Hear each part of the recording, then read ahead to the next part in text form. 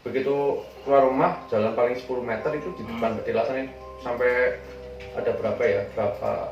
6 pocong. 6 pocong. Pocong. Pocong itu, pocong semua itu mas. Pocong semua itu posisinya begini.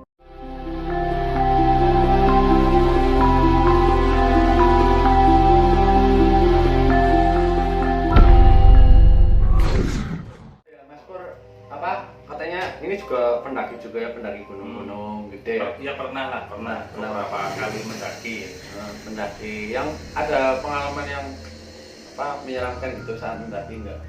Ada dulu di Gunung Gede Pangrango ya, kalau teman-teman tahu tuh di daerah Jawa Barat, itu di daerah konservasi ya, Konservasi alami itu saya pernah mendaki ke Gunung Gede Pangrango sama teman-teman satu kerjaan saya itu dulu. Itu kan saya bekerja surveyor ya. Surveyor kan itu di sebuah perusahaan listrik. Itu kan membutuhkan namanya leveling dan lain-lain lah ya. Itu bahasanya orang surveyor. Itu saya di sana itu sama teman-teman penasaran ingin mendaki ke Gunung Gede itu. Oh, Pak, berarti pas kerjaannya pas di Gunung Gede. Pas ada proyek di Gunung Gede Pangrango itu. Berarti terus pengen ke hutan apa ke naik ke puncak Pangrango itu. Berapa orang? Itu saya 3 orang. Sama 2 orang teman saya itu mencoba naik ke atas Gunung Gede itu. Cerita mistisnya itu gimana? Sesosok lihat sesosok halus apa gimana? Saya dulu itu bukan melihat sosok ya mas, itu melihat saya tuh dulu bukan melihat sosok ya, tapi mendengar bunyi-bunyi di belakang saya itu seperti ada orang jalan, tapi itu saya tengok itu nggak ada orang. Iya, di jalur pendakian itu saya merasa aneh. Teman saya kan udah di depan itu duluan, sekitar beda jarak 15 meter ya. Itu saya di belakang sendiri. Karena saya sudah lama nggak mendaki itu ya, kan kaki-kaki saya udah kaku tuh. Badan juga udah melar ya. Iya, bisa melar. Akhirnya jadinya kan saya terima di belakang ya. Pelan-pelan aja ya. Tapi malah digangguin ya. Ya merasa terganggu itu.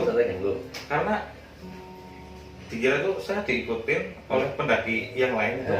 Tapi setelah tengok itu ternyata nggak ada sosok, nggak ada orang.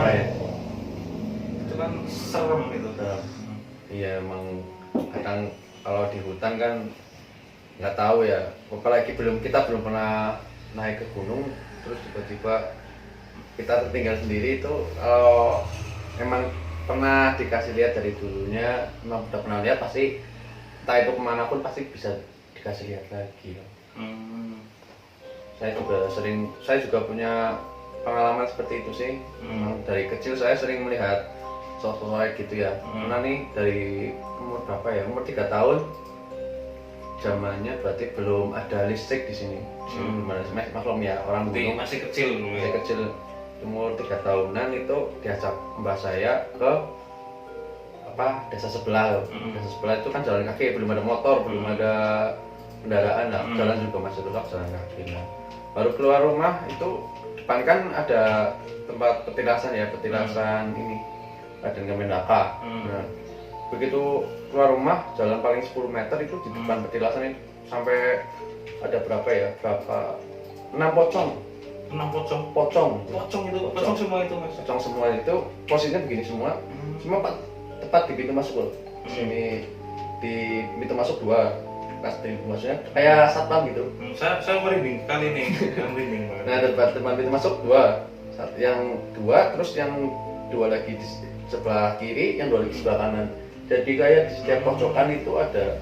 Berarti itu seperti menjaga petilasan itu ya? Iya ya, kayak penjaganya gitu. Tapi pocong semua. Aduh, pocong semua. Jadi posisinya kayak gini semua. Saya waktu itu masih umur 3 tahun, masih takut. Saya langsung ngumpet ke mbak saya. Tapi mbak saya ayo jalan terus saja nggak bakal ngeganggu. Dia cuma penjaga katanya kayak gitu. Nah, terus saya jalan lagi, jalan lagi. Pulangnya tapi udah nggak ada. begitu pulang dari desa sebelah kan itu sekitar jam 11 Sebelas. padahal ya Malam itu. 11 malam pas pulangnya. Lah pas berangkatnya itu sekitar jam 9-an padahal. 9 malam. 9 malam itu Hmm. bisa nongol gitu.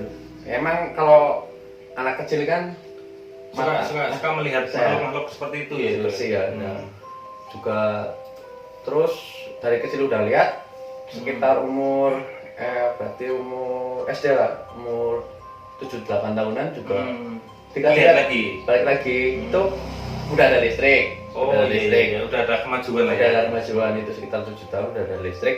Nah itu ada mati lampu. Mati lampu. Nah sama mbah keluar, saya ikut. Nah di depan gang sana jauh itu ada kayak orang loh. Iya. Kayak orang. Nah Sosok. dikira kan orang lah ya. Iya, dikira orang loh. Nah saya sama mbak saya ngambil dia loh, mau nanya ini pemadamannya dari mana, kok nggak nyala-nyala gitu. Nah begitu Itu mau sekitar jam berapa itu? itu sekitar jam 9 malam. Oh jam 9 malam. Malam ya, jam 9 malam keluar, dikira orang ya. Kita mau tanya pemadamannya dari mana, kok nggak nyala-nyala. Nah baru mau nyampe mau nanya itu orangnya bergeraknya gini, ngawang dari jalan kaki pak kayak terbang. Oh seperti itu ya yang di film-film Ya ngawang-ngawang gitu. Itu masih berarti merinding.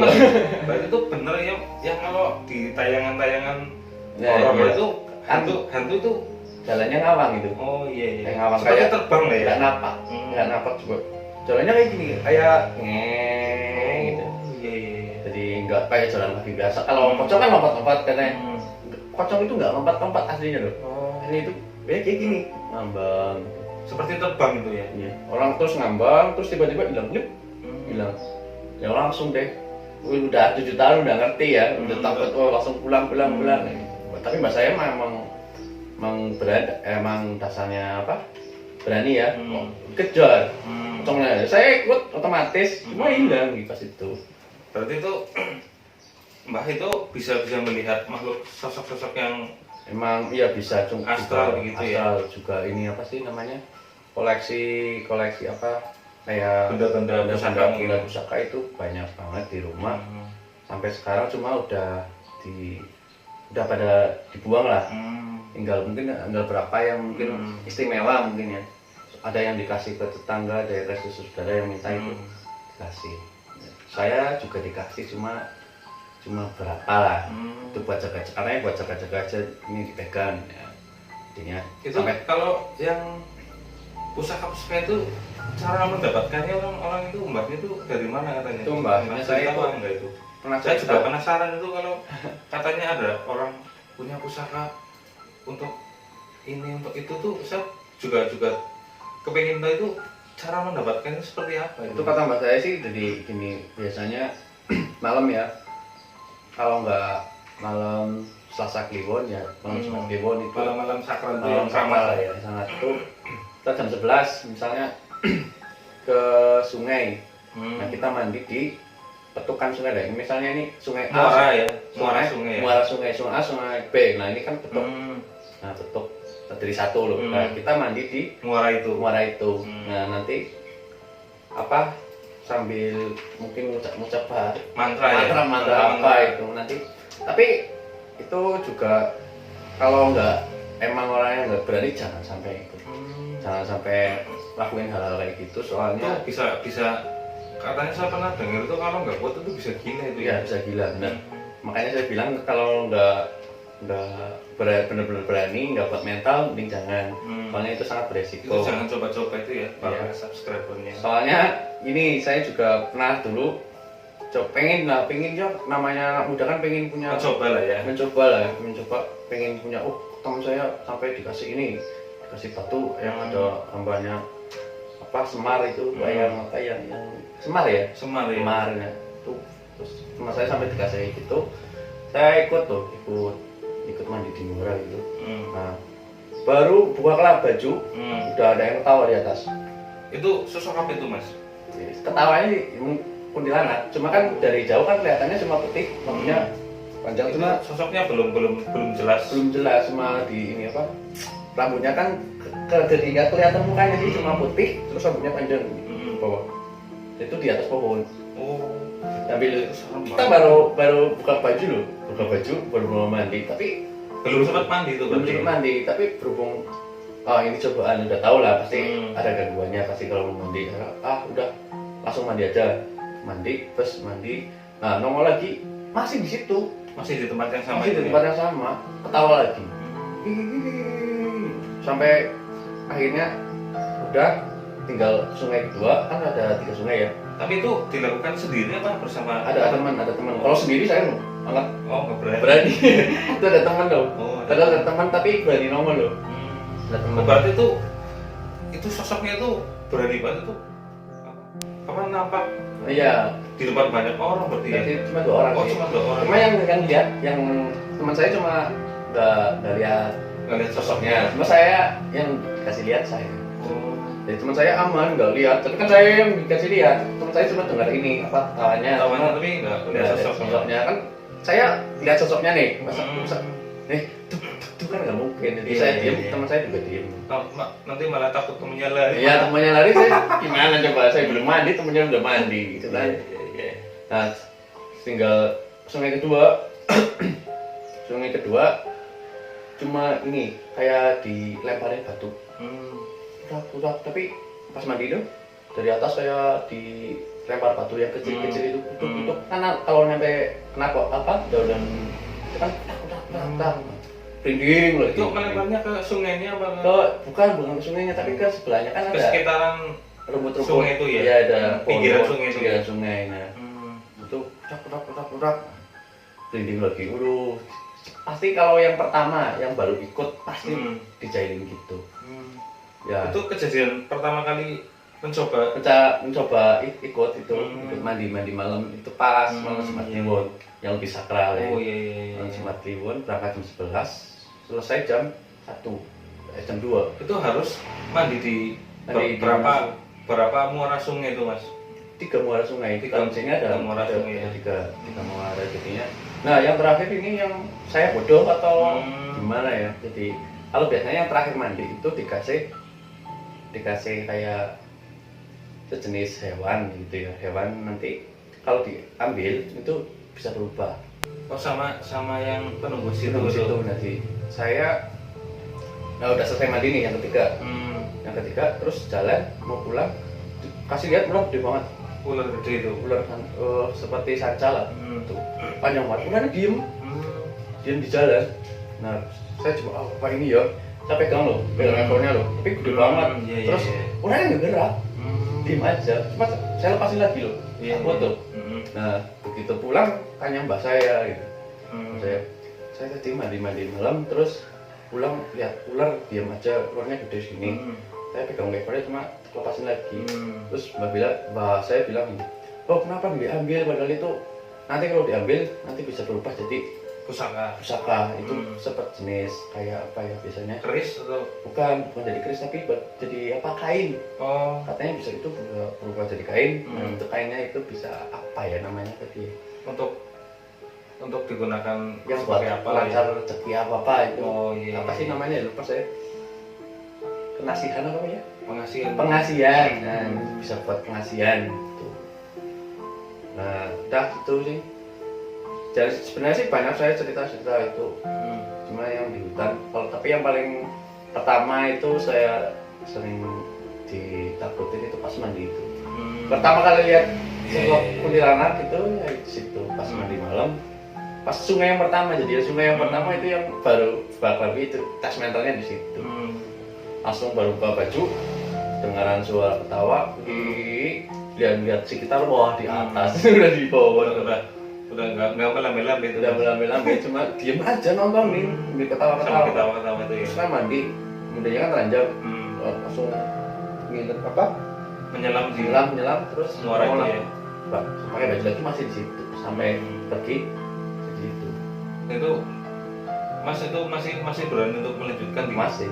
di sungai Soalnya muara berikutnya itu ya. Masih, soalnya masa baru ujian pertama gagal kan, kayaknya kurang ini. Tapi itu udah dikasih tahu sama mbahnya itu kalau nanti di pertama, kedua, ketiga sama yang terakhir itu nanti menemukan sosok apa yang nanti Memang bisa paling- diambil itu.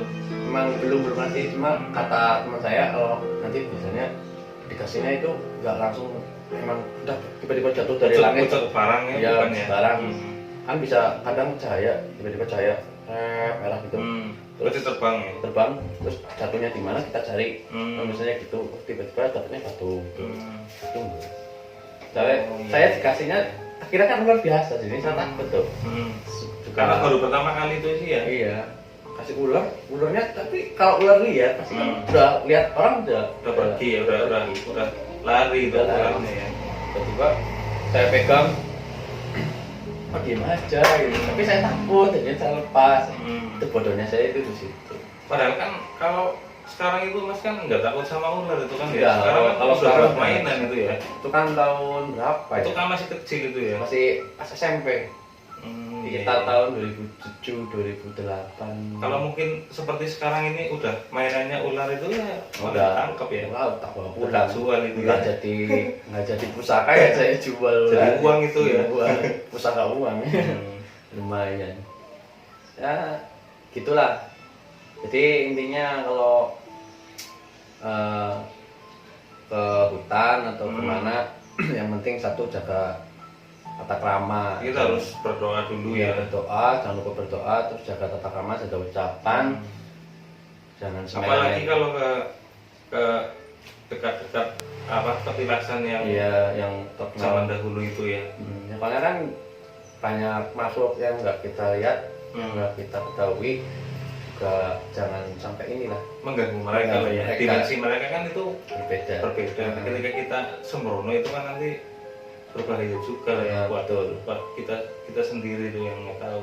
Takutnya nanti ada apa-apa kalau di hutan, siapa yang menolong gitu. Terus jangan lupa tuh jangan sendirian. Jangan sendirian ya, kalau mendaki itu jangan sendirian, jangan kayak saya. Kalau saya emang udah biasa, emang udah dari kecil ke hutan sini jadinya berani. Cuma ya gitu, nggak tahu kan kita emang lagi beruntung. Kalau lagi apesnya kan nggak tahu. Harus bawa teman Kalau lah ya. teman, kalau nggak setidaknya kita ngomong ini kita Mau saya ke sana saya ya, mau ke sana biar gitu, nanti biar kalau ada ada apa apa kan gampang nyarinya. nyarinya gitu. Kalau saya sih tuh paling ya pengalaman saya yang mistis horor itu ya di Gunung Gede itu waktu aku mendaki itu terus saya diikutin suara-suara seperti orang berjalan tapi ternyata nggak ada sosoknya. Nggak ada sosoknya. Ada lagi? Kayaknya sih itu, yang lain-lain saya lupa ingat ya dari yang saya ingat itu yang paling menakutkan sepanjang saya mendaki itu iya di situ. Di situ yang paling menakutkan yang tiba-tiba Karena itu takutnya tuh kan baru pertama mendaki. mendaki di situ dan itu bukan daerah asal saya tinggal itu kan Iya. sangat serem. Ya kalau pasti kalian udah tahu lah ya, Gunung Gede Lawu itu banyak cerita-cerita mistisnya. Apalagi Gunung Salak, kalau Jawa Barat itu terkenalnya. Wah itu lebih serem anak-anak lagi semua. mungkin karena ada pesawat satu ke situ ya. Paling angker gitu. Oke, ada lagi apa? Sementara ya dulu itu yang cerita-cerita dari saya itu yang belum nonton part pertama itu yang cerita orang hilang itu Ya. di tempat saya itu barangkali mau nonton Scroll aja. di scroll aja atau di link di atas ini. Oh ya teman-teman, jadi seperti itu kisah dari Mas Pur dan kisah saya juga ya. Jadi intinya seperti yang saya katakan tadi, jaga kalau ke hutan itu jaga sopan santun, jaga apa tindakan, jangan lancang, jangan ini itulah. Terus bawa teman jangan lupa. Para teman jangan lupa, soalnya makhluk-makhluk di gunung itu rata-rata ya Sudah mengganggu kalau orangnya mengganggu. sendiri, apalagi kalau itu sedang kosong. Nah. Itu gampang banget masuk gitu. kalau banyak pikiran itu Hmm. tiba-tiba nanti ingatnya entah kemana, malah Hmm. repot ya. Kalau ada teman kan mending. Enak, mending ada yang jagainnya. Kalau kita ada apa-apa juga temen tahu gitu ya. Oke ya, jadi seperti itu. Nanti besok kita lanjut lagi sama siapa lah yang punya cerita-cerita mistis lainnya ya. Iya. Jangan lupa ya yang belum subscribe, like juga, share, Komen. komen ya. Oke, assalamualaikum warahmatullahi wabarakatuh. Bye.